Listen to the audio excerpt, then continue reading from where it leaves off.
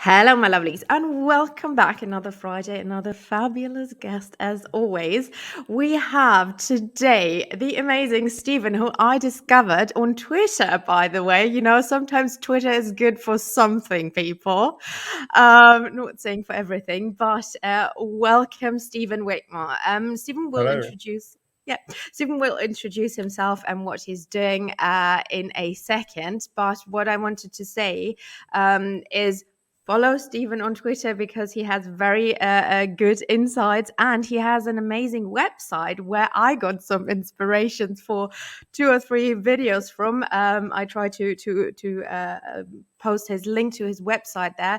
There's really interesting stuff, especially if you're interested in numeral and numbers and how many, like calculating how many people were there and how did they multiply. I don't know, Stephen, did you read the new book, because there are new insights about. Did you read the history of Middle Earth, Nature of nature Middle of Earth. Middle Earth? Yeah, did you? No, I haven't yet. I'm a bit behind in that sense, but yeah, I Yeah, read all through the history of Middle Earth, so a lot of this information is taken out of there. Yeah, I exactly. Yeah, did well, but on my that's website. 12 books. Yeah, Yeah, population estimates like Numenor for the first age, for the yeah, population of elves, yeah. for sort of the third age, Rohan, Gondor, and stuff. I love Yes. numbers. I have a Hmm. maths degree, so it really helps me sort of visualize and get a better appreciation for what those Yeah. countries could be like if they were real places. Yeah, and it's so interesting because Tolkien doesn't give, and I think very often. But Stephen, introduce yourself first, and then we talk about that, because it's very, I'm always called the rude German for for not doing that. So Stephen, who are you, and what are you doing? So yeah, my name's Stephen Wigmore. I'm English. I live near Coventry in the Midlands. I work as an accountant, but I have a master's degree and a philosophy PhD, and I'm a Christian. And I've been very interested in Tolkien since I first saw the first Fellowship of the Ring film. So some Mhm. fans will reject me then as a filthy casual, but it was the films that I fell in love with first, and from then on, I read Lord of the Rings, I read The Hobbit, The Silmarillion, worked my way through the history of Middle Earth Mhm. series as a teenager, and I've been it's been a big part of my life ever since, and yeah, Mhm. put it on my website, Mhm. um, and I'm just going back reading back sort of through the history of Middle Earth books now at the moment. Got one Do you? Okay. on my Ooh. bed as I know. I've got all my bedside reading here. Good. Oh, the Treason of Isengard. Okay, good. It's Which is your like put me favorite to of the sleep at night. 12? It's not very threatening Yeah. reading or anything, but yeah. Yeah. Which is the favorite of the 12 volume series? Because mine is Morgoth's Ring. I was going to say, yeah, Morgoth's Ring or Hmm. the Lost Tales books, the first Lost two, Tales. Yeah. which I really love. And again, I read through recently. Yeah. Um, Yeah. and Because I there's a actually lot of additional information in yeah, there. Yeah. take great pride in, I live in Warwickshire near Coventry, which is, of course, basically where Tolkien grew up. Mhm. He said in one of his letters, he said that the Shire is a Warwickshire village in the I 1890s. know. I And I know. live in a Warwickshire village, and it does feel a bit like a bit like the Shire. There's no round doors, but apart from that, it does still feel rather like that. Which Yeah. I take great pride in. I feel like Warwickshire should make more of its Tolkien heritage. Yeah. Well, I mean, partly, Birmingham does, a lot, Yeah, Oxford, obviously. The thing yeah, is, a I went to huge amount. yeah, I went to boarding school in Oxford, and I grew up there as a little girl. And so you can't, like, you cannot know Tolkien taught there, right? So yeah. Yeah, I went on a bit of a pilgrimage to the Eagle and Child pub where the Inklings met, and sat there with my one of my Tolkien books, and felt very very happy. Oh, well, it's closed right now. I was there last year. It's closed at the moment, but I had a Tolkien scholar. He was the founder of the German Tolkien Society, and he used to be in Oxford very often as well. And he said they are refurbishing it and they want to reopen it soon, I think. Oh, I hope so. And yeah, because last year it was closed and I was very sad. No, good. So, and what would you, so obviously you're very, again, deep in the lore of the books as well, and not just the movies. We had people here as well, who mainly came for the movies.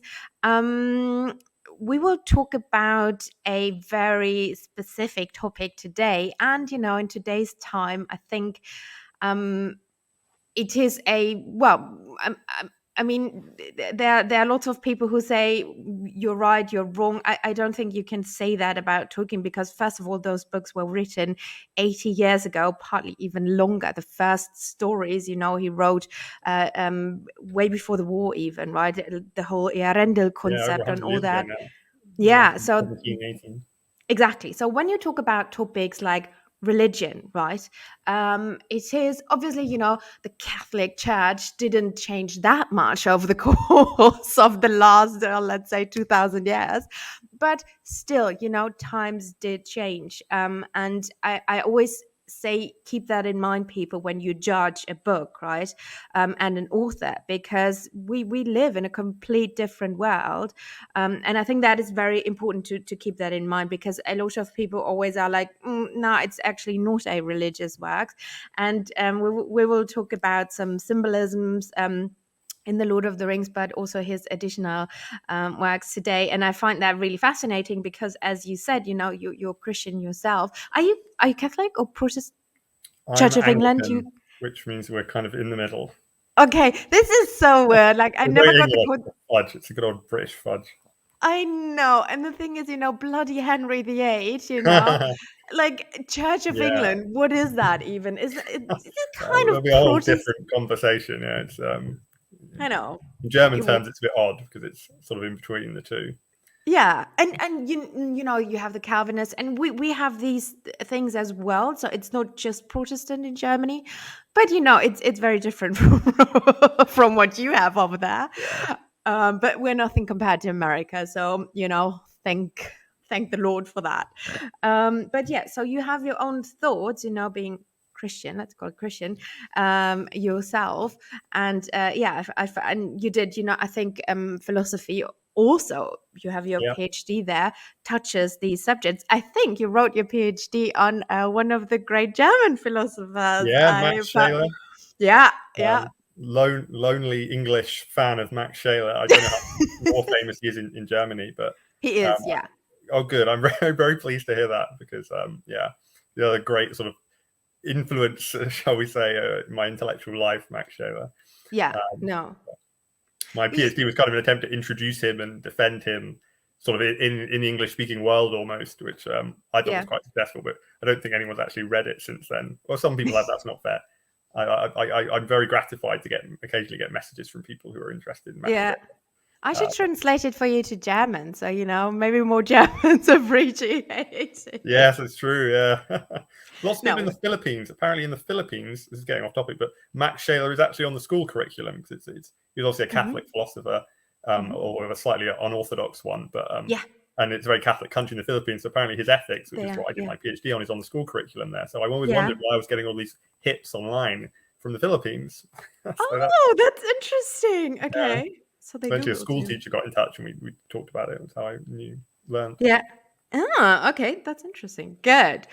So, what I said, and you can tell me what your main topics that interest you or that you discovered while reading the books. And these are two very different. I think the Silmarillion has a complete different concept than the Lord of the Rings, and people need to know he started the Silmarillion way before. So in the Silmarillion, yes, you find more religion, let's let's say Yeah, it there's that more more. explicit talk about God.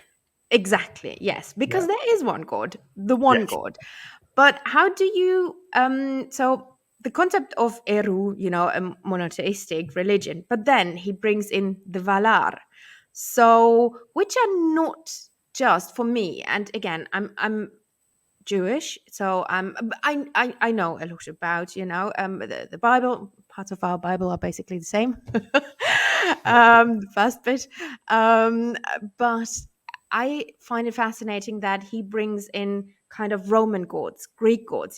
These because Yeah, the equivalent thereof is yeah. Tolkien does this sort of slightly odd thing where he merges both kind of the monotheistic God yeah, who is the creator, but yeah, then he has the equivalent of sort of pagan or Celtic, Roman, Greek gods with a small case g, Mm-hmm. who have this role in shaping and like crafting the world, Yeah. but didn't create it. Yeah. And which fits in a certain way with sort of particularly say Catholic or something Jewish or general Christian Mm-hmm. conceptions, where obviously you have angels, you have saints, you have other sort of intermediary figures Yeah. between God originally and sort of mankind. Mm-hmm. But in Tolkien's world, they're on a much bigger scale. Angels just kind of carry messages, Yeah. but the Valar obviously they shape the world, they raise mountains, they do all this stuff. Yes, exactly. Yeah. But they are at the same time sort of loyal servants of Mm-hmm. God, particularly in the context of Lord of the Rings, where there is much less explicit sort of you say religious content or sort of theological content almost. Mm-hmm. But there's still this very key fact. Sorry for any atheist, but in Tolkien's world, every good person is a theist. Every good person believes in God, and it ultimately is trying to follow God's will, albeit not very clearly expressed. And if you're not, you're a baddie basically. But what about Turin Turemba, Stephen? Well, he came to a very nasty end. Yeah. Not that was No, entirely his he gave him the last fight. If you think, I mean, it's no longer canon, but why does he get the last fight in the Dagor, the last battle? So Yeah, very Doomsday. much so. And like Morgoth and Sauron both set themselves up as gods, and so does the last evil king of Numenor, which is a sign of sort of how wicked and self-regarding they are. Mm-hmm. And yeah. But I think talk about sort of Tolkien and religion. I just want to start with sort of obviously Tolkien's own religion, because he was a devoted Catholic his whole life, and that in turn was, I'm sure, influenced partly by his upbringing. Yeah. So his mother converted to Catholicism when he was very small, and then she died very young, actually, really quite young. Yeah. And Tolkien was obviously profoundly affected by that, as you might expect, and she actually died of diabetes, which at the time there wasn't a treatment for, so she would probably have died anyway. But she was when she converted to Catholicism, she was kind of rejected by her family, who were Protestants. Yeah. And She Tolkien died poor. Yeah. Yeah, exactly. She died poor, and Tolkien saw her as sort of a martyr almost. Yes. Believed that the poverty accelerated her death, and that obviously, you can imagine, gave him a very sort of emotional connection and commitment to his Catholic faith. Yeah, but also, and you see this martyrism mirrored out in many of the characters later, especially in Lord of the Rings, which is fascinating. Yeah, definitely. A lot of the mother figures as well. But also you can kind of see Catholicism kind of suits Tolkien. I imagine that he took it like a duck to water in a way. For the scholar of ancient languages, the Catholic Church at that point, all the services were still conducted in Latin, which Tolkien must have just loved.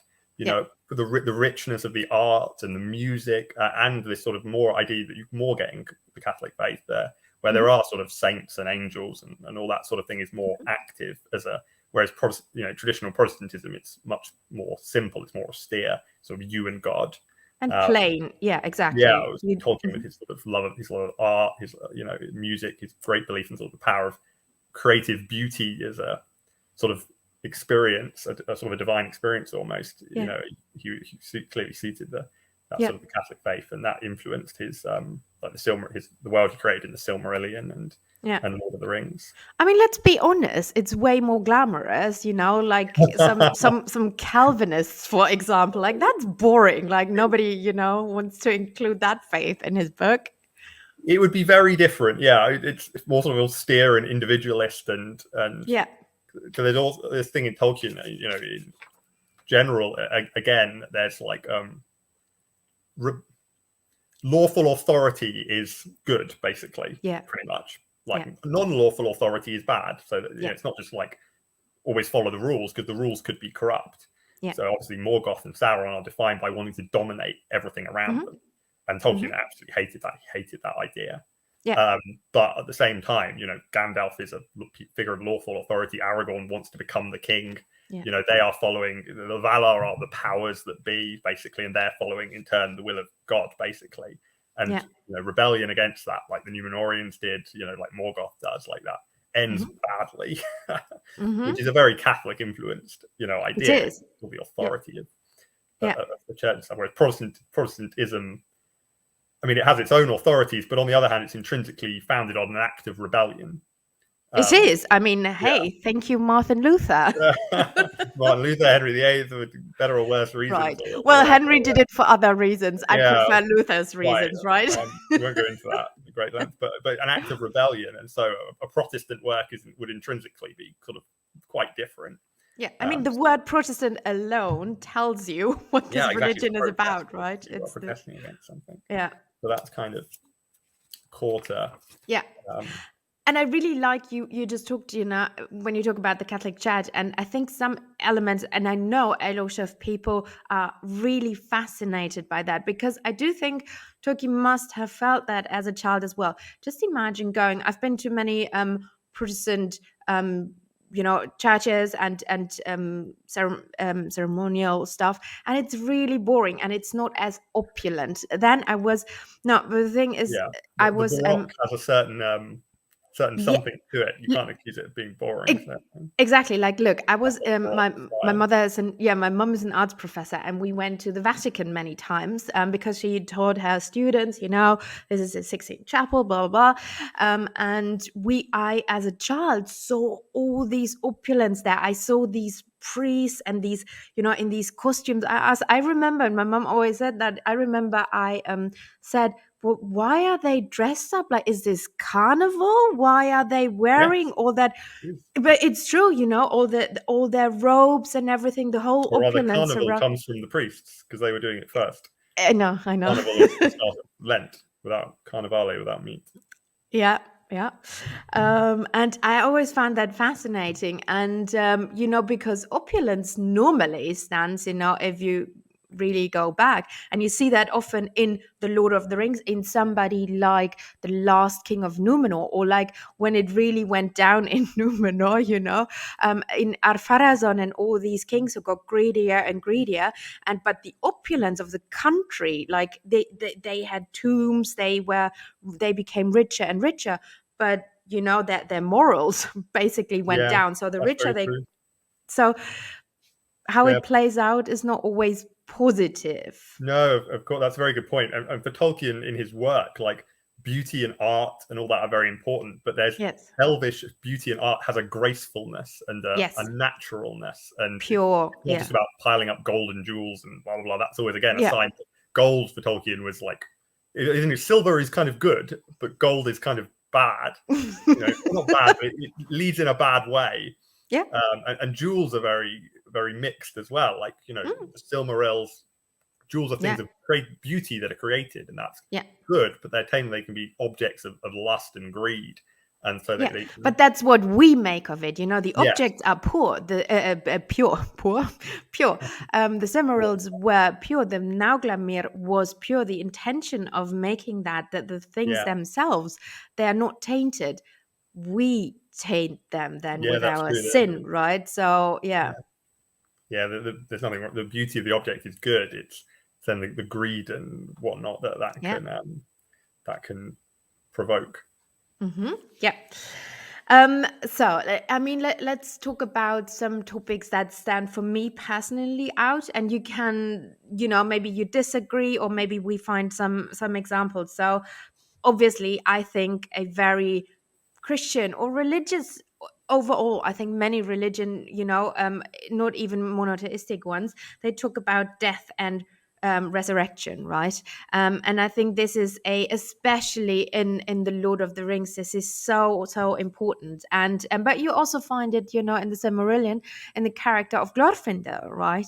But obviously Gandalf comes to your mind when you speak of that, and I find it fascinating. I recently did a video talking about Saruman a little bit, and I completely forgot that, because what happened after the ring was destroyed, I don't know if everybody remembers this. Saruman, had his own little adventure going on in the Shire. There was the scouring of the Shire, and he didn't. It's not like Saruman, died when the ring was destroyed or anything. He basically can't die. He's an angel, right? He's a Maiar, but he tried at the end. In the Shire, he got killed by Grima, right? And he tried, like all of them, they wanted to sail west and live their best life in the west, in the Undying Lands again. Gandalf went back, for example. Saruman tried to go back, and his spirit was denied entry to Valinor, to the Undying Lands, where he originated from there, and a strong wind from the west blew him basically away, so he couldn't get back. Yeah, and that's a recurring theme, because that happens to Sauron as well. So after the destruction of the ring, you've got this great image of this ghostly figure rising and threatening, but then the wind just blows it away. Yeah. The malice of Sauron is there, but the power is gone. Yeah. So wind out of the west, the clean air from the sea blows it away. Yeah, and I find that fascinating, because what does that tell us about his understanding of? Because the thing is this literally like the heaven and hell thingy? He doesn't tell us. What does it mean for you? So they don't go. I don't think the Maiar go to the hold of Mandos. That's just for the elves, to be re-embodied there and live another or live. Tolkien never really talked explicitly about them. Maiar and Valar can't die as such. They can just be reduced to insignificance. So men and elves die in different ways, which is quite important, obviously, as well. But even Maiar and Valar, even Melkor, they can be killed, but that just reduces their spirit to like insignificance. So you can kind of imagine that Sauron is still like around as a poltergeist somewhere, just like knocking over someone's teacup when they're not looking. But that's all the power is gone. So that's all they can do now. And this is very Greek mythology. And this is very Greek mythology, because what are the Greek gods afraid of? Especially Zeus. Zeus is always afraid of that people no longer talk about him. If people no longer fear you, talk about you, you don't exist, basically, because you don't exist in their, they don't fear you, they don't love you, they don't hate you, they don't write any more poems about you. You're dead. Although you're not dead, but you're dead to them. And I think this is very similar to, what he tries to tell us with, they were written out of history, basically. Obviously, they still existed. And I think it relates to, as you said, sort of the fundamental. You used the word literally just a little while ago, which is an interesting word in this context. I think it relates to the fundamental way that religion is sort of used by Tolkien or represented by Tolkien in his work. Because a lot of people commented that, you say, in Lord of the Rings particularly, there's very little explicit religion. There's a few small references which Tolkien sort of confirmed his letters were explicit. When there's a great line where Gandalf says to, I think, Frodo, Bilbo was meant to find the ring, and you were meant to have. That means you were meant to have it, and not by its creator. And that is a comforting thought. And Tolkien basically talks about he literally means God at that point, basically. But it's very implicit. It's not, and that's clearly sort of how Tolkien sort of saw providence working in the world. But that reflects the fundamental way. And I make a contrast at this point, which is often made, but with the way sort of C.S. Lewis famously in the Narnia stories approaches religion. Often said sort of Narnia is an allegory where Aslan stands in for Christ. It's Jesus. And Tolkien famously didn't like allegory, he hated allegory. But I think sometimes people slightly misunderstand that, because sort of Lewis and Tolkien, they were literature professors. They're using allegory in a quite specific way. And actually, C.S. Lewis even denied it was an allegory, because he said he was imagining what Christ would do in another, if there were multiple worlds, so how Christ would do in another world. Because technically an allegory means that, so in an allegory you have a character who literally is just, there's a one-to-one correspondence, so to speak, to use a maths term. So like you have this guy and he's hope, and this guy over here, this woman over here is pity, and that thing there is the Holy Grail, or it's like Pilgrim's Progress by John Bunyan. It's concepts, and you can't really. There's a one-to-one thing, and it's very direct. Which is what Tolkien couldn't stand. He took an approach that I think of as more like inspiration. So he was inspired by the values and the stories, and he sort of included them in aspects in his work. But there's never a one-to-one correspondence. So and it's not just a religious thing. But after Lord of the Rings came out, shortly after the Second World War, lots of people were like, "Oh, is the ring the atomic bomb? Is Sauron Hitler?" And Tolkien hated that. He was like, "No, absolutely not." But of course, there are comparisons.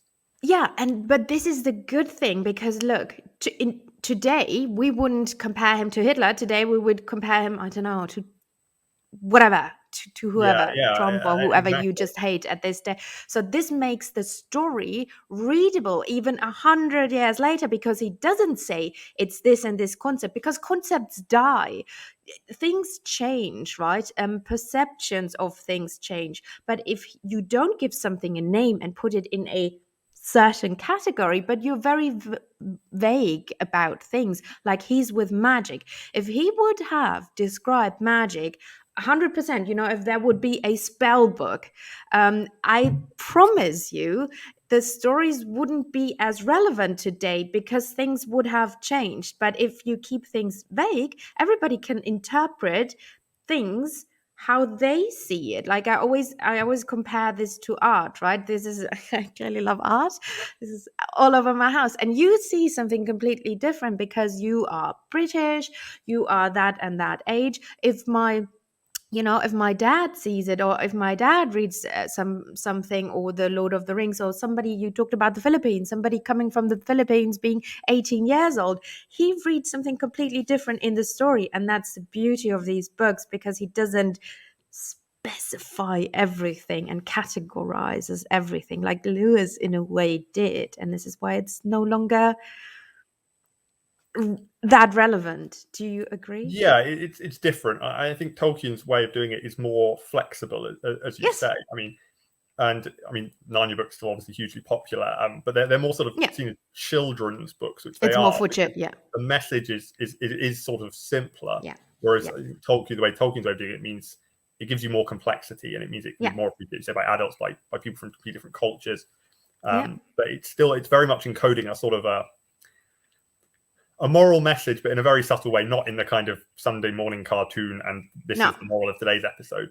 But the values are there. So like you talk about like the resurrection thing, instead of say having like the comparison to Christ, instead of having one Christ figure in Lord of the Rings, there's aspects of Christ absolutely everywhere you look. So Frodo is an aspect of Christ, because he's carrying this burden on behalf of the world. He's like Jesus, carrying the cross to Golgotha. The weight of the world on his shoulders, and he doesn't die in the end, but he loses himself, he drains himself, and eventually that can't be healed without his return into the West. But he dies for his work. He kind of dies. It's a death in his world. And he dies. He can no longer live in the Shire. But he did all this for the Shire. So in a way, it is a death. He had to move worlds. Which of course, is a resemblance to Christ. Of course, it's also a resemblance in the real world, so to speak, to the sacrifice that so many soldiers made in the First World War, which Tolkien went through. It's like Frodo has shell shock, you could say, in a sort of secular way, which was the experience of my grandma, who's now very old, talks about her father and the way he was different when he came back from the First World War. And Tolkien was at the Somme, so he knew exactly what he was sort of describing and talking about. But at the same time, it's clearly a reference to Christ. You said you have Gandalf, who is literally a divine messenger sent to the earth to succor of mankind, who then dies and is brought back more powerful, resurrected by God to, and there's that. I think Tolkien also said in his letters with Gandalf coming back as the white. So Gandalf was kind of sent by the Valar as the grey. He died, but it was then sort of God who brought him back as an act, sort of a over the top act of the Valar as the white, as the more powerful, because he had almost been willing to sacrifice himself for the cause, for the greater good. And that was what then gave him the power to sort of lead the West to victory, or the free peoples to victory.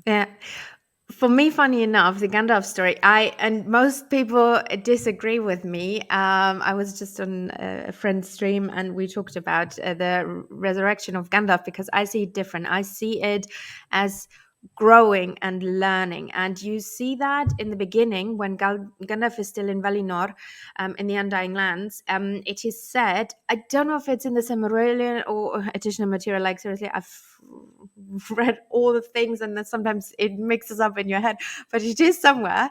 And it is said that he was unsure of his powers. He wasn't, and you see that very often in other characters. Like you have Saruman, who is like, what, he was the boss because he behaved like the boss, because he was like, yeah, no, sure, I can do it, I'm going. We will keep Sauron in track. Tick, I'll do that job, send me there, I'll do that, make me the boss. It's not that he was more powerful. I don't believe that. I think he Gandalf doubted himself, and you have that in Frodo. Frodo wasn't like, yeah, let's go, let's destroy the ring. He doubted himself, right? And I do think, for me, this resurrection thingy is coming back stronger from your experiences. He wasn't more power. I think the white stands for enlightenment, for an understand. It doesn't stand for all of a sudden his powers were his magic stick, wand, however you call it, was all of a sudden more powerful than Saruman's. No, that's not the case. If you trust in yourself, you can achieve way more than if you doubt yourself, right? Yes and no, but as you said, the doubting is important. I wouldn't call it doubt. Doubt is one side of humility, and it can be Yes. slightly different because doubt can be destructive. Yes. But it's based on the humility. It's the thing Yes. that Tolkien, fascinating fellow. In his politics, he described himself as a monarchist anarchist. Did he? Okay. Bizarre combination, because he hated domination, and he hated Yeah. power, and he hated sort of busybodies and bureaucrats and all that Yeah. stuff. Yeah. But he obviously was very conservative. He was this very traditionalist view on things. Yeah. Like, his stories are full of kings and queens, and they're sort of portrayed as good. Basically, like, right, again, it's the whole rightful authority thing. And other kings are evil, like Sauron sets himself as god and king, and that's clearly bad. And he does never question the inheritance of king. It's something you inherit pretty much. No one ever's like, shouldn't we have a democracy or something like that? Yeah. No one ever questions. There's no elf popping up being like, I want a republic. No, and even the Stuarts taking over is in a way something negative. The line of kings fails, so stewards have to take over, but they're second best because they're not the line of kings. Yeah, but they're still basically a monarchy because it's father son, father son. Yeah. That partly reflects the eras that inspired Tolkien. I mean, Tolkien is, he's inspired by the Bible, obviously, and the Christian story, but basically his area of professional interest was sort of from the end of the Roman Empire to the start of the Renaissance, so the Middle Ages, as broadly as you can define it, including sort of what we often think of as the Dark Ages, but also then the High Middle Ages. Dark, yeah. When the republics were pretty rare, you have a few cities that were kind of maybe republic, like Venice. But democracy was not on anyone's radar. People didn't think like that. It was dynastic. You followed a man, you followed a family. So it reflects that as well. But he was clearly perfectly happy with that. It's the old thing. It's like the king is good. It's his ministers who are screwing everything up by being venal and bureaucratic and annoying and wanting to stick their fingers in everyone's pie and annoy everyone. That was sort of Tolkien's viewpoint. I know, and this is a topic for another time, and I'll have Corey Olsen. Do you know Corey? He is he's called the Tolkien professor. He's the head of Signum University, and he also wrote a few books on oh my god, look him up. I love Corey. He's also on Twitter under the Tolkien professor, and I'll talk with him about the failing of ruling queens. And this is a very similar to, the she-wolves of Britain. Like you have in Eleanor, you have a lot of French and British examples of queens, that their time of ruling is seen as something really, really negative. And it's interesting. In civil war. Yes. Yeah, and it's interesting because in a way he introduces this concept in these queens who are unfit to rule, unwilling to rule, and then the guys take over. Like Ar-Pharazôn, he wasn't the king, he was her cousin, and then he took over because in a way, yes, she did let him, and there were other queens before under their rule. Really bad things, like the rings were forged, the Nazgûl were created under Queen's rule. It's a bit dodgy. So he doesn't like that concept of women ruling.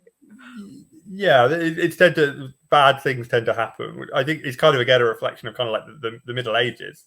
It's In more English that. history, Yeah. there was Empress Matilda, who was a very competent woman, but Yes. her rule was not accepted, so it tended to devolve into civil No. war. It's Yeah. really interesting. England doesn't Bloody have Stephen. No justice for yeah, Stephen. yeah. We would, unfortunately, that on that one. In England, you don't have a successfully ruling queens. Interestingly, until after the Middle Ages, after the Yes. Reformation, when you start to have really quite a lot of them. Yeah. Well, that's partly due to the end of the chaos of the Middle Ages and the Yes. ability of barons. So once the monarchy establishes its power and sort of Yeah. defangs the barons, you've gunpowder, which means castles aren't as effective, etc. Yeah. Then queens can use the power of the state basically to confirm their rule. Whereas before, they would always at risk of being threatened by a bigger, stronger, more charismatic, man who was better able to knock someone off a horse himself. When Yeah. No. And I people are once no read. longer required to knock Yeah. And people off horses themselves, then you have ruling queens who are quite successful. True, but I once read because in Germany you didn't have that concept, and one of the things, because often kings just had daughters, and why didn't they rule? And I read that because in Germany, especially in the medieval times, Dark Ages, we had. Our form of monarchy was a traveling monarchy. They didn't rule from just one castle. They traveled, and the thing is, they were always pregnant, and it was horrible. Just imagine you're 8 months pregnant in the medieval times. You couldn't even be a queen because you basically couldn't travel during the height of your power when you were still alive because you were pregnant all the time. And Yeah, this there's was a a lot of really reasons. interesting article how that was one of the problems. There were no they didn't like the queenship because it was basically impossible for them to do that. Physically very difficult. Yes, yeah. So that wasn't. I never thought about it, but then I was like, oh, makes sense. Yeah, it's very different today. Yeah. Um, Well, we got rid of ours, so I mean, you still have yours. we'll Um, see. I've had all yeah, my lifetime certainly. yeah. Good. So that is, I think, death and resurrection. I think we can tick that. He Yeah, includes that in his work, like you said. It's not in your face in a way that this is Jesus. We have more figures who have aspects, but they have also different aspects, right? They are not just, yeah. So I find that fascinating. Like in a character Frodo, you find various, or even Gandalf, or these main characters. Let's call them main characters. And this is one of the important topics. There's not one main character. Ask 10 people who's a main character in Lord of the Rings. You will get probably 7 different answers. yeah, that's very true. It's a real ensemble thing in different ways. It is, Gandalf, and Frodo, Aragorn, Sam. Some people sort of say yeah. Sam is the heart of Lord of the Rings. So who's yours? Who's yours, Stephen? I Gosh, want I've to know. never actually thought about it. Now you mention What? it. Yeah, No, give me one. I don't know. I like the Sam thing. Yeah. He's the guy. He's the one person who sort of there's a narrative. Even Frodo, there's a towards you get the end of Return of the King, from the point where Frodo is like jabbed by Shelob. Yeah. Sam is basically just carrying him, almost like physically at various points. It's like a sack Yeah. of potatoes with a ring. Yeah. So it's almost Sam who has the narrative focus. Yeah.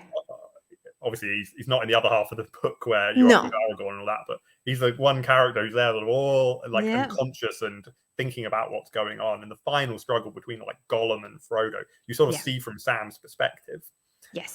But it depends what you mean by main character. There clearly isn't one. No. Said it's very dispersed. No. No, somebody you're hard, or you can relate to, or you're like really love reading his chapters, and there's for different people. There's no one character who all the action revolves around, because no. Yeah. if you can say that, you should almost say, well, okay, it's Frodo then because he has the ring. But that huge parts of the story are about Aragorn going off and becoming king of Gondor again, and the thing is, Frodo is basically a sack of potatoes, so he's not very he's not being very charismatically active as a sort of protagonist, is he? No. Sort of moves on to Sam. Yeah, and the thing is, the books are overall called, the Lord of the Rings. So, but Sauron, effectively. So, but we never learn anything of Sauron. You learn Sauron he's off stage, which is fascinating. Like, Yeah. we don't know anything about the main baddie. You need the secondary, you need all the other books to understand who Sauron really is. So you fight all these fights and wars and everything against, like, but you don't even know who's the protagonist, antagonist. So this Yeah, is, so it's, for example, in the film, produces argument about the film portrays Sauron when it does as this big eye, yeah, which is probably actually a misunderstanding of what Tolkien yes, meant in the book. yeah, I think Tolkien actually imagined him as sort of in human-ish form again. yeah, yeah, But it's just not clear. Like that misunderstanding happens. It's not clear, would you yeah, say? Because he's basically always off screen, yeah. even much more in the books than in the film. You know, the books Hmm. don't have this sort of slightly searchlight thing going on. No. Well, but the thing is, I come from a production, TV production background. I did that for a few years, and you need to visually Yeah, things work I differently. love the movies. I You said can that's how I came to Tolkien. It's not a criticism. You have different problems, different narrative no, problems. no, and the eye makes sense. This is the like And I think it's keep. very effective. My favorite Lord of the Rings film is The Fellowship of the Ring. I think I'm Oh, quite you're rare at boring, Stephen. How's that? that. By far, to me, by far the best What? film. One of the reasons is in Fellowship of the Ring, the eye thing works brilliantly Yeah, because it only kind of pops up when like you put the ring on, something's there looming over yeah, you. In the yeah, second and third films, when it does become this kind of searchlight thing, it starts to look a bit yeah. silly almost. But in the Fellowship of the Ring, where it is this kind of looming mystical Yeah, threat, it yeah, works so well. yeah. It's Um, this otherworldly. yeah, which you Yeah, only see in this other way. It's kind of you get this whole then the looming over you yeah, thing, which is very much sort of almost mhm, more how it is in the books. yeah. In the Temptation.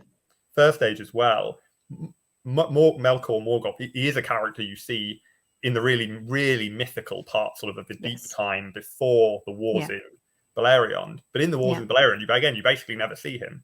He's always No, he's he's always hiding. underground, apart from that one, wonderful moment where he comes out and fights Fingolfin, which is like marvelous. Like again, Oh my God, that bits yes, of it's text, and like, there's that one. My favorite sentence in the Silmarillion is, I can't quote the whole thing. I can't quote the preceding part. It's like, Fingolfin comes, he bangs on the doors, and it's yes, like, well, Morgoth didn't want to come because fundamentally he's a coward. Um, and Fingolfin calls him a craven and a lord of slaves, yes. and calls him to come up and do justice and all that. And there's Hmm. and Morgoth came. And There's he this came. 3-word sentence. It's like, ooh, Hmm. Yeah, shivers down the back of my spine. yeah. No, You it's so good. Like the know, way and it's, I just had a longer stream with Dan from Voice of Geekdom, another YouTube fellow Tolkien YouTuber, and we read the passage. And there's even a lyric. There are two versions of this, and the poetic one is also really really cool. I yeah, prefer the one in the Silmarillion though, because more powerful. Like when yeah, he rides with his horse, Rohaloha or something. yeah. It's I can never pronounce yeah, it. yeah, Over the ash, and it's like, yeah. and they ran like hell because they thought Orome was come, Orome, yeah, but yeah, it wasn't, and then the thing yeah, about is the mace comes flying down, it rents these caverns in the earth, and the king's strung aside, and you know, yeah. it's astonishing. Poor Fingolfin, yeah. It's one of the Um, ways that I feel that I'd really, anyone who's interested who enjoyed all things, I would really recommend to read Silmarillion. In a way, the yeah, Silmarillion rounds out Lord of the Rings. it does. Getting off topic again slightly, but for example, like when you have, because you have made the comparison to Narnia, one of the other comparisons obviously made a lot in recent years is to Game of Thrones, Song of Ice and Yes. Fire by G.R. Martin, and particularly when early on when Game of Thrones kind of became a big thing, you had a bunch of these kind of like slightly snotty articles about how Game of Thrones was a more realistic fantasy setting, like fantasy for adults, blah blah blah. And one of them was that lots of people die in Game of Thrones. Lots of characters die, and in Yeah. Lord of the Rings, Gandalf dies, then he comes back to life, and other people do die, like my brain's gone blank. Sorry, the King of Rohan, I've got his name. King of Rohan died. Theoden, yeah, Do die, but yeah, the main core of characters will make it through. yeah. But they're like, it was like, we should read the Silmarillion. In the Silmarillion, almost everyone dies.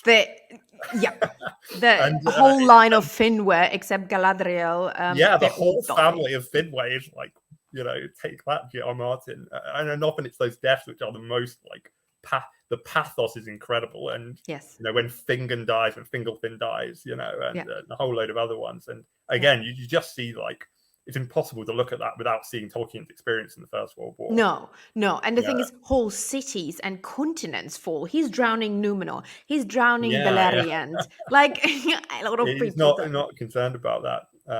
No. This isn't a criticism of J.R. Martin at all, but you kind of, when people say that, people say, oh, J.R. Martin's more realistic, or Yeah. J.R. Martin, a fine man, I'm sure, but I'm not sure he's ever faced particularly great challenges in life of the scale of being at the Battle of the Somme. Yeah. Like Tolkien had seen death, and he'd seen people be mowed down in front of him. I think that's partly why authors of that time, they didn't feel the need to be like really graphic on the page. No, yeah, When because they said, people still and someone was like bashed to death, like people knew what that looked like because they'd seen it. Yeah. Even people at home, who lived through the Blitz. Yeah. And that's even the case with C.S. Lewis. I mean, the Narnia books are books about the war and about rationing, which is why you have all this description of people eating food. Mm-hmm. So when the kids go through the wardrobe, into the Lion, the Witch, and the Wardrobe, they sit down with the beavers. One of the first things they do is eat a bloody great big meal. I know. And that would have meant a lot to people who've been living through rationing for 10 years. Yeah. So so you don't need to dwell on like the no, yeah. But certainly, you read the Silmarillion, lots of people die. If you want that. And how wars were fought, there wasn't one battlefront or like you drop an atomic bomb. It was literally the war was in your back garden. I remember, like my great grandfather saying, like, well, and then the Russians came, right? Like, okay, and they came. They came into your garden, and that was so anyway, good. So we had that. I think that is really one of the topics I always find fascinating, how he includes it without it being annoying or like overly Christian or converting. I try to convert yourself with my works. Another topic I find so beautiful, because my channel and everything is about positivity. Sounds super weird, but I don't like to dwell on negative things because life is way too short. I rather enjoy it and make it a good party.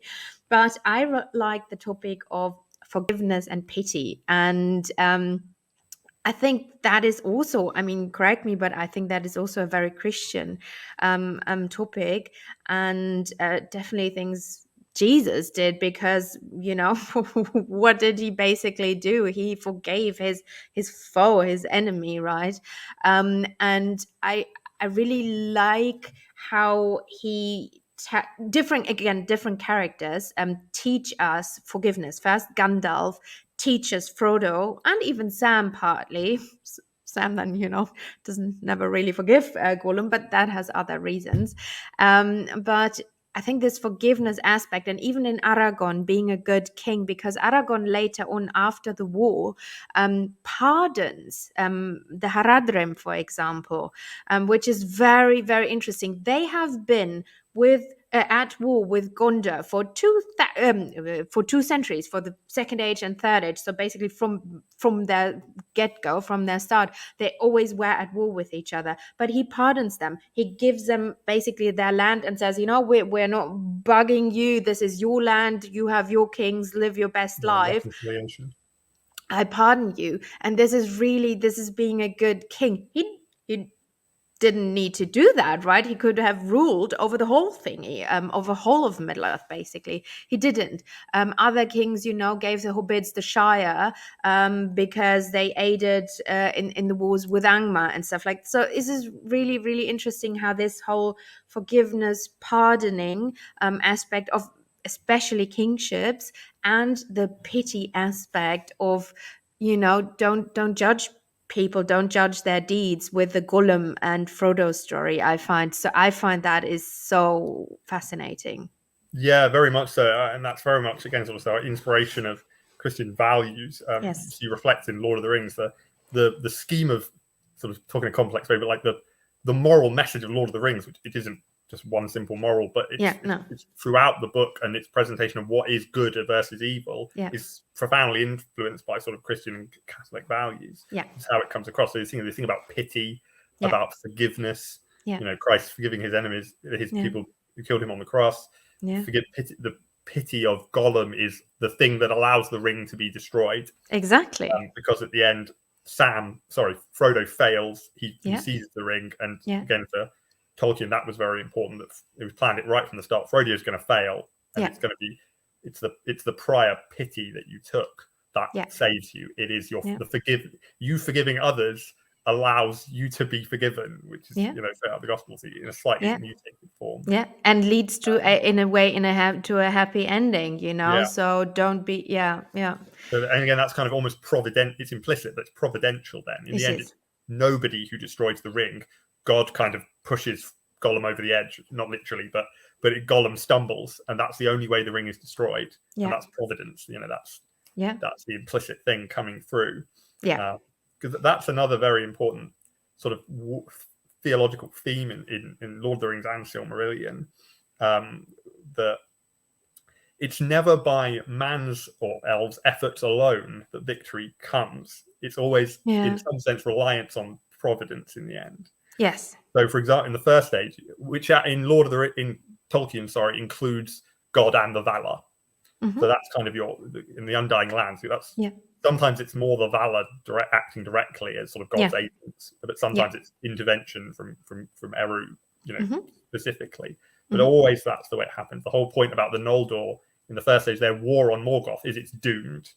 It's doomed from the start. It's this wonderful heroic thing that generates all this beauty and wonderful stories, but it's doomed. It's only when Erendil goes back and basically begs for forgiveness and begs for help that Morgoth can be removed.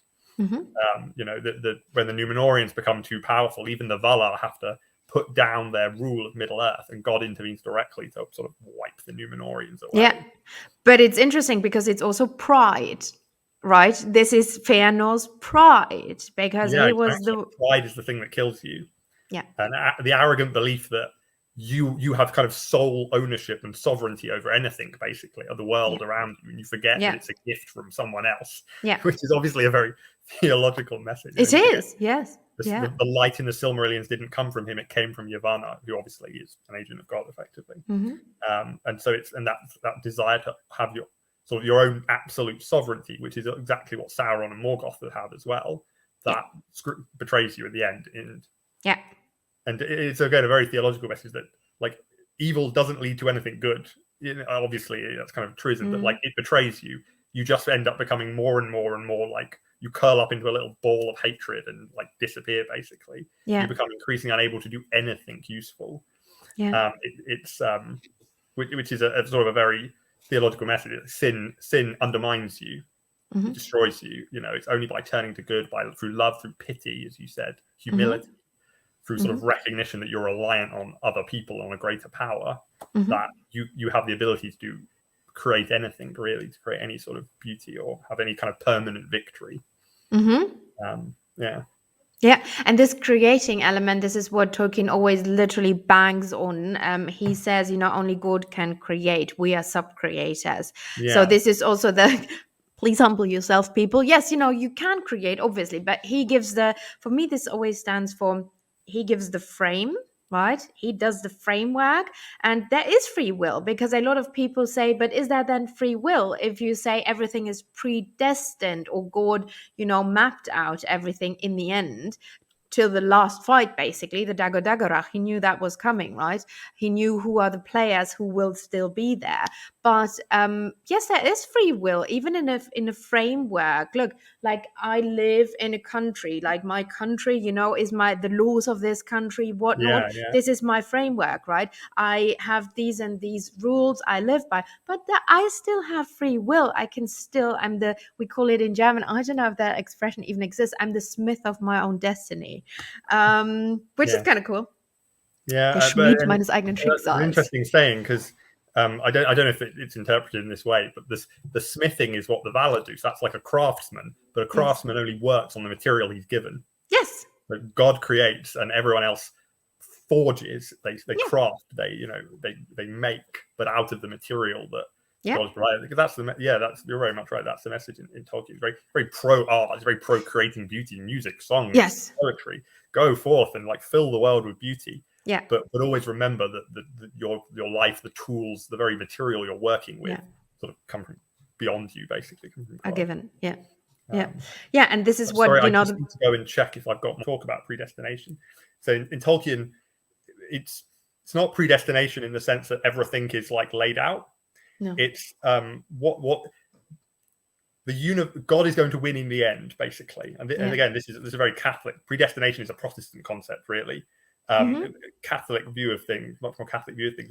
Basically, God is going to win in the end, but all sorts of stuff is going to happen in between. Yeah. So it's Martin Luther King has a famous quote that the arc of the moral universe is long, but it bends towards justice, Okay.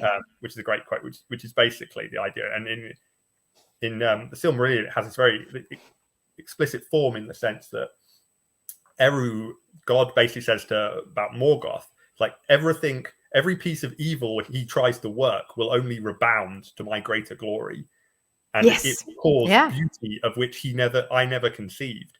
There's wonderful example right at the Yeah. start of the Silmarillion where like Morgoth rages and he produces like Yeah. massive heat and he produces horrible cold, but he says like, but God says to Ulmo, the valor of the water, basically, Yeah. look, Morgoth has thought himself of terrible heat, but look at the cloud, the The beauty of the clouds. cloud. Look at the rain that now falls upon the earth, Yeah. and he's thought of himself of terrible cold. But look at the Hmm. beauty of the snow and the ice crystals, and Yeah. almost says like, water is now more beautiful than I ever imagined it could be. I Yeah. will go and make sort of music into your glory and all this sort of thing. Yeah. To Yeah. me, it's a really beautiful sort of theodicy. It's like the problem of evil, isn't it? It's a Yeah. beautiful artistic way of looking at that whole concept. And No, and it's true. And look, the best songs that are written are, songs about breakups and all that. That is a very, very, yeah, it's true. It's a very similar concept. And this is a lot of artists, when they tell you, when they paint, like when they're haunted, when bad things happen. Look at Basquiat. I really love Basquiat, right? So he was a very political person, and he was very into this whole in the 80s when HIV and all these stuff came up. So, and this is, you see the haunting of him and his, like being involved in all these really bad things, how this beauty then plays out in the art he created. And this is very often, like exactly like you say, the way the world, I think the first version of the world of Middle Earth would actually be super boring because everything was perfect. And yes, yeah, exactly. perfectionism is boring, and that's not beautiful because it's all the same, it's blah. But if, because of Morgoth interfering and then smashing down the mountains they just created, or doing this and this, then the Vala even put in more effort. That was Yeah, also the case, and then the thing that came out is something more beautiful than it originally, yeah. and you profoundly get that in the Silmarillion. Obviously, again, the war of the Noldor on Yeah. Melkor, which is doomed, but Yeah. the beauty it creates, It's a the good one story. episode, the stories, yeah, and also the profound things like the mixing of men and elves, Yes. which would never have happened if the No. Noldor hadn't, not in the same way, not that spark, and Tolkien goes on about like through Melian the Maya to Yeah. Luthien, the most beautiful woman who ever existed, through Dior and to Erendil, and then to the kings of Yeah. Numenor, right down to Aragorn, and the Yeah. implication is onward into the human race as it exists today, almost. Yeah. This strain of the divine Maya of the elves comes down to man, Yeah. and that would never have happened if it hadn't been No. for this No. interference sort of they had to run through in between. Yeah.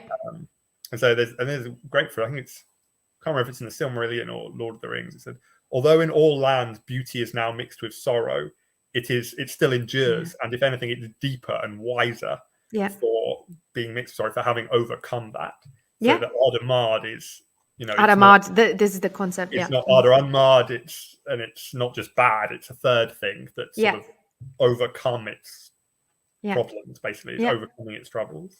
Yeah. Although, and that is the thing, like Melkor pulling all his evil and malice into the land, then later on is actually a bad, that's not the good thing. And you even see Yeah, it. I just wrote a video about Mordor, and it's interesting because Melkor created Mount Doom. I don't know if everybody knows that, but and this is why Sauron then went there and forged the ring there, because all of Morgoth's malice and evilness was still in that land, and especially in the bloody volcano. And this is why the ring then became so powerful. So yeah, yeah. very much so. Yeah, so you do get that.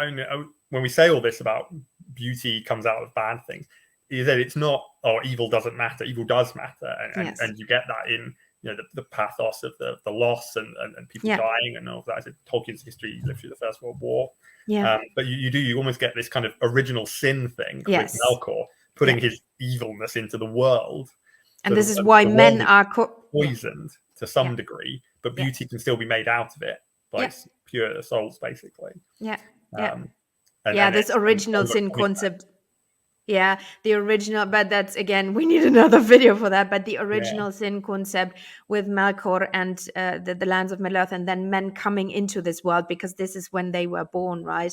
yeah. So He they come already into did that. Ardamard, and so they're kind of a bit doomed from the start. They are, but yeah, that you build, you take it's 2 steps forward, 1 step back all the time, but you move forward, yeah, and yeah.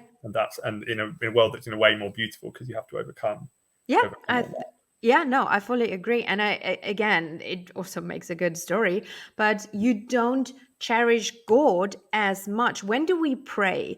We pray when something, mostly when something bad is happening, right? Yes, So then you turn to God and or whatever you believe in, right? So because of bad things or evil things, you cherish, and the good becomes more important. yeah, it's when you're up against it that you kind of reflect in a very broader sense as well on what really matters. Yeah. It's kind of like The Great Gatsby. I don't know if you've ever read that book. That's kind Yes. of this, yeah, it's this story. That's what that's about, isn't it? It's this story where like there are these people, they're having all these parties all the time. That's all they do, Yeah. and they're miserable, and it's horrible. And Hmm. that's kind of almost what you said. Like the world was just like the parties in The Great Gatsby, 24 hours a day for the rest of the time. It would be awful. It would be horrible. Um, Well, I kind of disagree, Stephen. No, um, just kidding. but it's the equivalent parable. Um, Yeah. and Yeah, true. yeah, that reflects sort of the image Tolkien had of how we overcome evil. I think, Yeah.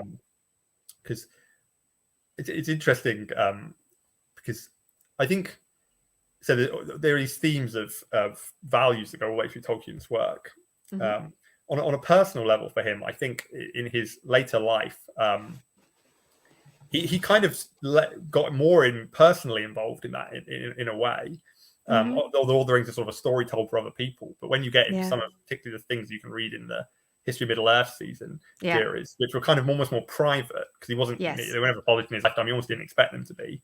No. You can see how he's very profoundly kind of wrestling with his feelings and thoughts about Yeah. death, about free will, about life, about God, about suffering through the stories he's writing, and through this Yeah. kind of this idea of the relationship between men and elves and that sort of thing. And there's one particular, I don't know if you read in Morgoth, I think it is in Morgoth's Rings. You probably must have. The story of Andreth, the wise woman, Yeah. and Aegnor of the elves. Yeah. It's just this really like profound debate about why do men die? It's What does it correct. mean? Was that Yeah. always meant to have happened? Like, Yeah. what's the point behind Yeah. it? The doom of men. Yeah. No, it's Yeah. Was it yeah. No. because of some kind of original fall where they worship Melkor? And Yeah. Tolkien deliberately, almost all his work, he does talk about it there, but he's not very happy about it. No. And in the Silmarillion, that's off stage. It's like men have fallen, but it's never really discussed exactly what happened. No, because the Silmarillion is more about the elves. That's Yeah. because the whole, I know Lindela, is about the creation of the world, but then it's literally even Years of the Trees is just elves. It's, the downfall of that bloody Númenórean family, Finwë's family. And a family, you think elves don't feud with each other. They do. Families, Yes. brothers kill each other. So, but almost. But yeah. Stephen is very moving. much So, okay. Stephen, what I also want to talk about, because I found that so fascinating. I think to sum this up, and then let's go to your number games thingies, because and for the last 20 minutes, let's explain that a bit, because I found that so fascinating.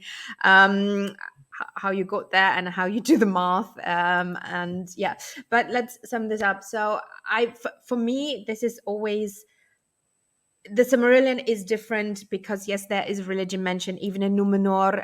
They have customs and whatnot, but in the Lord of the Rings, we don't know. They don't go to a church.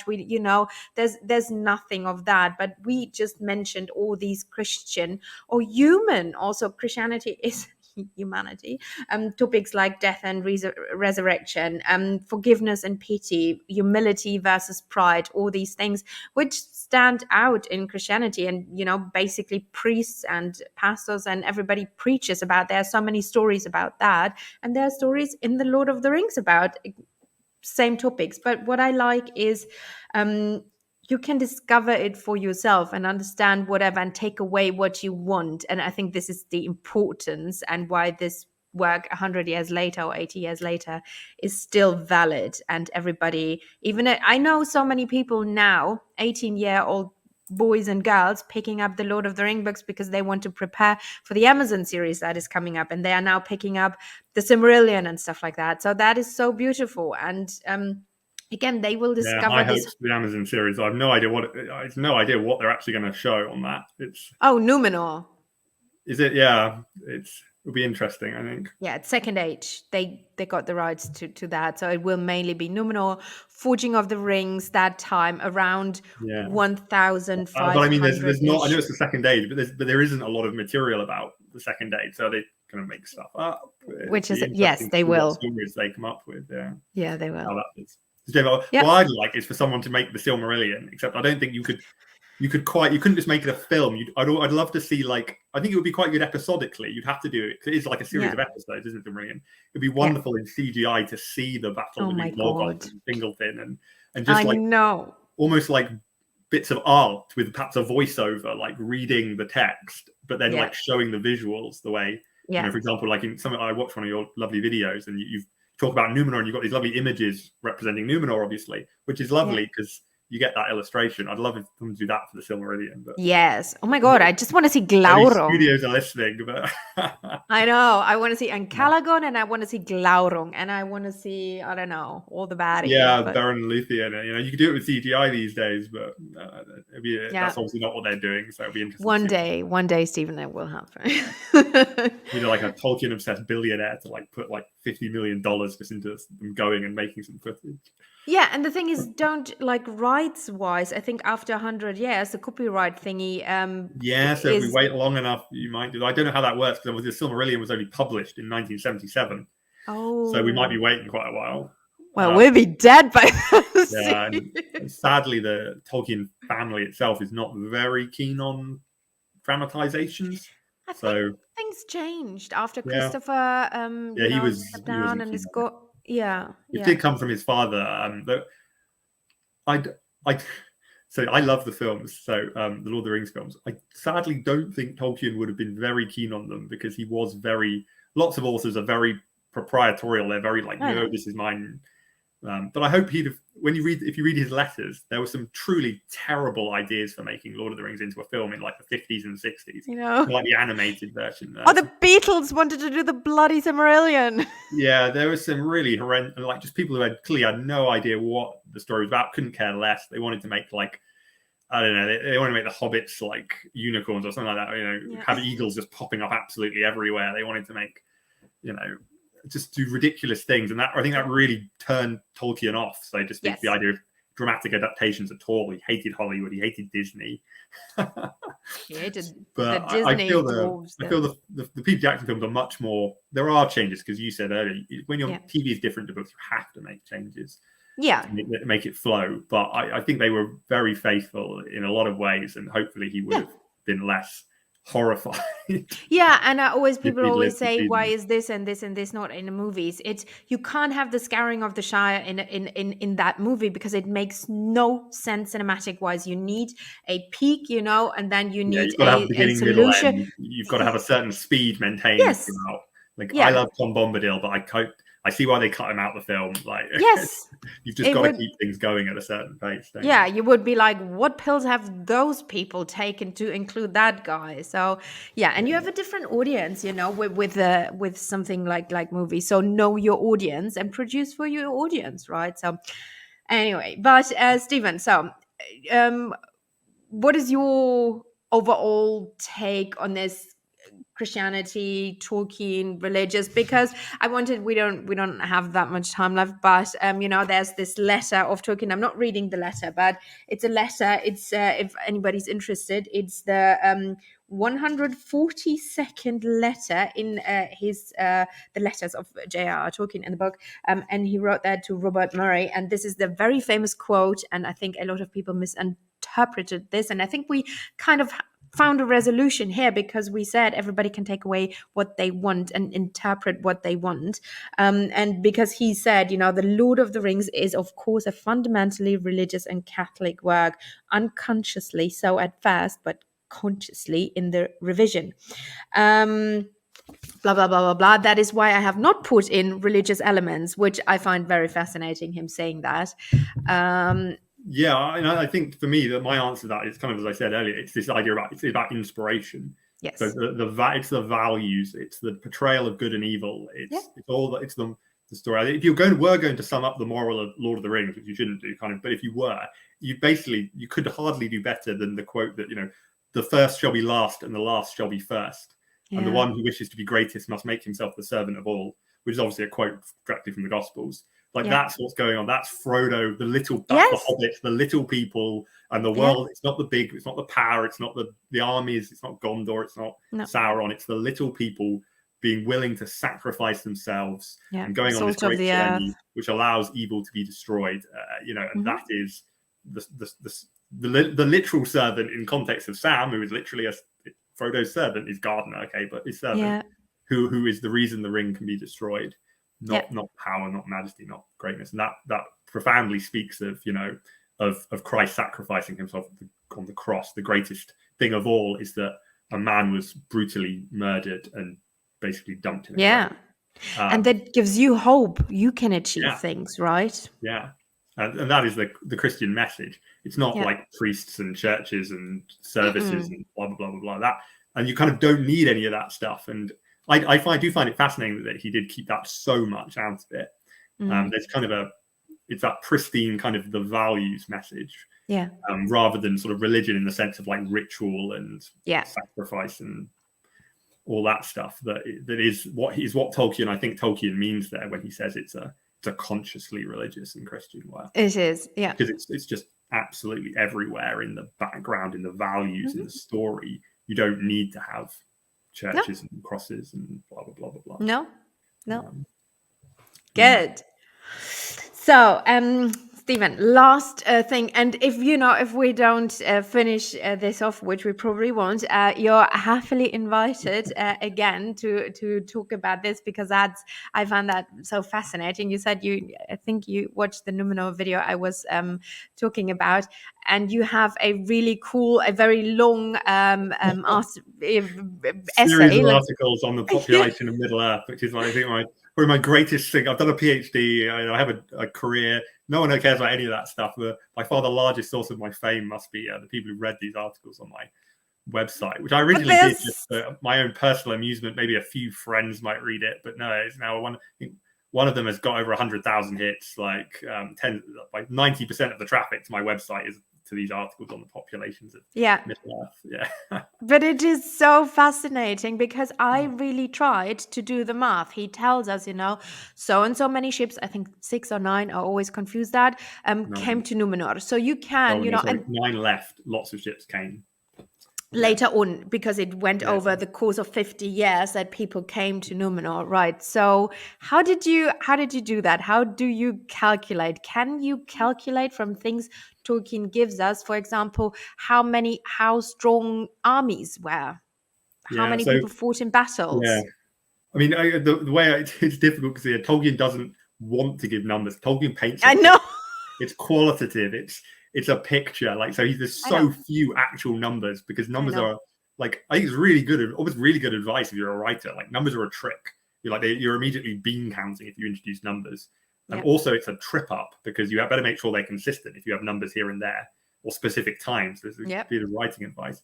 But also, it just kind of ruins, it doesn't ruin things, but pulls you out of the poetic into the accounting, which isn't what Tolkien wants. He's painting a picture. There's very few numbers, which is hard. But we still want to know, because we want to understand when he says biggest armada the world has ever seen. What does that mean? How many people are there? Like? So for example, like I started with the first stage and working out the populations of all the Elvish kingdoms in Beleriand, or estimates, therefore. And I did that because there are very few numbers. What there's slightly more of is comparative references, by which I mean like there were 3 times as many of these as that. There was half as many of these of that. So so whereas in the Silmarillion there is almost one number for the elves, and that is the phrase that the army of Gondolin marched to the battle of unnumbered tears with 10,000 strong. And from there I could kind of a lot of estimates, a lot of guesses. It's just a bit of fun, but there's also then it says that Turgon went away with 1/3 of Fingolfin's folk.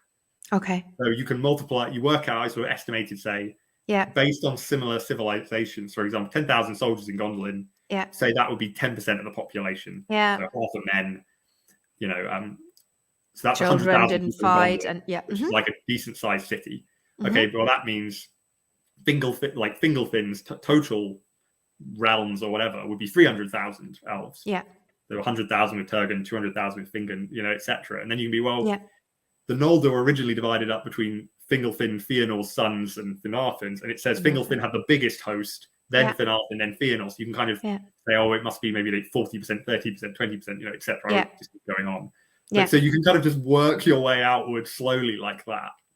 And luckily, again, like the only other number he gives is for, in one of the history of the peoples of Middle Earth, which is book 10 or something of the history of Middle Earth, says that the first Bjorn, the first tribe of men who go over the mountains of Beleriand, had 2,000 men effectively, which means plus women and children. Oh, there's a number in there. Oh, there's a number there. Don't remember. And then he says the people of Marak, or Hurin, people who eventually came into Hurin and Turin's people, there were 3 times as many of those. So again, you've got I've got I can multiply up then a certain number of Halad in the third people, and then you can kind of make estimates about what population growth would be over time. Just pick numbers out of the air.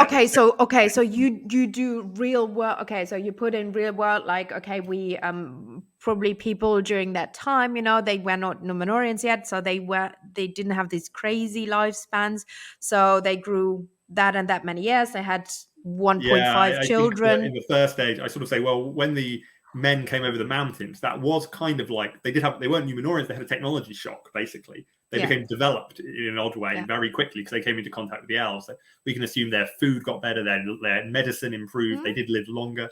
Beorl, the first chieftain, he's famous, he's to 90, which is doing pretty well even by today's standards. So I sort of then just Googled like parts of the world today which are suddenly rapidly improving their medicine, their infrastructure. What are their population growth rates? So it's about, say, 1% a year, roughly the average of places like Africa and South America, and places like that. So I just applied that. Well, they say there's 150 years between when the men arrived in Beleriand and the Battle of Southern Flame, the Great Fourth Battle. So what would it look like if you had 1% population growth a year? That gets you up to about 150,000 men in total, or men, women, and children, people.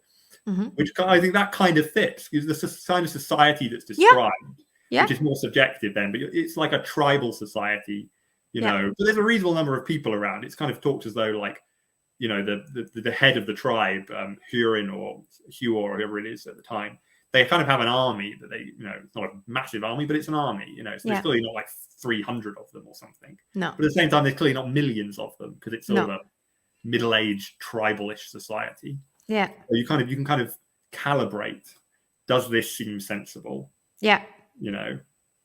And would you, because you didn't include the armies of the evil, right? So orcs and for the first, I do an estimate. One of my articles is on how many soldiers went to the Battle of Unnumbered Tears. Oh, okay. I do an estimate there for the evil forces, but as you said, like the focus in Tolkien is never on, apart from in those very early parts of Silmarillion where Melkor is a big character. The focus is never on evil. Evil is always a bit vaguer. The focus is on good. So that the hordes of orcs are just kind of hordes of orcs. So you don't have those same comparisons. You don't know, did this chieftain have twice as many as this orcish chieftain? They're just hordes of orcs. But then But because at the end of his life, he kind of regretted this because orcs came from tortured elves. This is at least yeah, what that we is one of the know, big right? questions you struggle with. Where did the orcs come from, and therefore did they have souls and all this kind of stuff? Yeah, but that Just to means, talk, sorry, just talk yeah, about the but numbers. But what I did say then in the Battle of Number T is very simply, but on the other hand, from the narrative, it's clear there's an awful lot more orcs than there are elves and men. yeah, The forces of good are always outnumbered. that's So what I I, worked out how many elves and men there are, rough yeah, or estimated. I said, okay, yeah, so there must have been at least say 3 times as many orcs. yeah, So that's, that's 200,000, 300,000. yeah, And again, it yeah. just gives you a kind of a rough estimate, something you can kind of, Mm-hmm. okay, well, that's the sort of the proportions. Yeah. Sorry. So in most battles, they were almost always outnumbered, correct? Yeah. So you can kind of, I think I worked out that I reckon the total the two hosts at the Battle of the Unnumbered Tiers of the Good were Yeah. probably about 70 or 80,000 people, Yeah. which is interesting because that's the same number as, say, the British-German army at the Battle of Waterloo, or Oh. roughly the same size. So you can kind of then get a comparison. But they would have then faced 70 or 80,000 elves and men would have faced, say, 200,000-300,000 orcs and all sorts of other rubbish. Mm-hmm. So you can kind of then get the scale of what we're talking about here. Mm-hmm. Mm-hmm. Okay. Yeah. Well, I go through all the calculations I do in the article. So yeah, if people are interested, yes, I'll link that because do you have StephenWigmore.com. So I managed to get the website with my name on. So it's very simple. Yeah. No, I'll link that. Don't worry. But do you have more coming up for these things? Do you want to recalculate because we know now more with the new book? You'll get to that, but yes, I'd there have to is read it, new. yeah, and then see. Yeah. I can't imagine anything would fundamentally make me change. Not What I would, men, not men, definitely not men. yeah, what I'd It's just love to elves. do is sort of be able to string them together and do like sort of a story of the I population would right from love the start, that. the first elves, sort of up to the end of the Third Age. Yeah. The problem is the Second Age. Like I did an article on Numenor with Yeah, very there's broad no. assumptions, but I think it's broadly believable. But Yeah. for Middle Earth in that period, you have almost no information No. at all. So No. you really would just be pulling numbers out of thin air, Yeah. There would be big blank holes, but it would be quite nice to sort of be able to say, maybe even just for the elves, perhaps. But that's slightly easier because there's sort of fewer populations. Yeah, and a lot of the kingdoms were gone. Like Gondolin was gone, Nargothrond was gone. At Yeah, the Second Age, it was basically just Lindon left of yeah. the Elven kingdoms. So Yeah, so I would like to be able to do sort of a full timeline and string it all together, but I've never do quite. that. I would love that. I'll try and get around to it. Yeah. Yeah, cool. So Thank you very much perfect. for having me as well. So I have to go now, but it's been a Yes. really great experience. I know. I really love that, Stephen. As I tell all the people I enjoy talking to, you're always invited back. I'll link all your details here. Thank you so much. I really loved chatting to you. Have Yeah, a thank you. fabulous Friday, and bye bye, my lovelies. Okay, thank you very much. Bye bye.